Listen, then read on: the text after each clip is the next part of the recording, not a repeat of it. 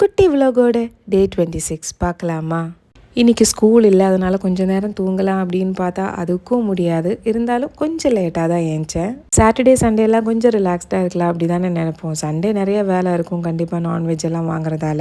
ஆனால் எப்பயும் மாதிரி சாட்டர்டேவும் ஆஃபீஸ் இருக்கிறதால அவருக்கு சாப்பாடு கட்டி அனுப்பணும். அதனால் இன்றைக்கி ரொம்ப சிம்பிளாக ஒரு தக்காளி தொக்கு செஞ்சுட்டேன்னா அது தோசைக்கும் தொட்டு சாப்பிட்டுக்கலாம், அவருக்கு சாப்பாடும் கட்டி கொடுத்துடலாம் அப்படின்னு சொல்லிட்டு. ஆக்சுவலி இன்றைக்கி வெஜ் குருமா செய்யலாம் அப்படி தான் பிளான் பண்ணியிருந்தேன்.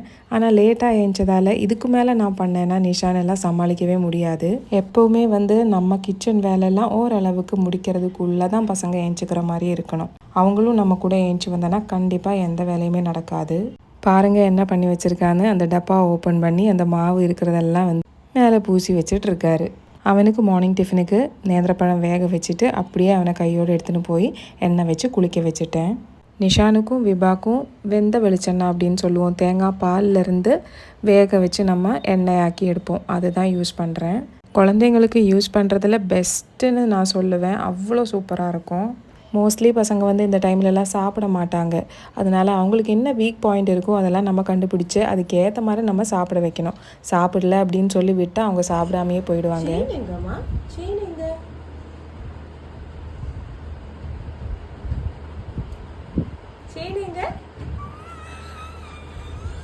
சாப்பாடு ஊட்டி முடிச்சதும் கொஞ்ச நேரம் விபா கூட விளையாடிட்டு நிஷானும் தூங்கிட்டான். தங்கமணி ரத்தினமே தலையாட்டும் சித்திரமே, தங்கமணி ரத்தினமே தலையாட்டும் சித்திரமே, ചാഞ്ചാടിയാടി ഉറങ്ങ് നീ, ചരിഞ്ഞാടിയാടി ഉറങ്ങ്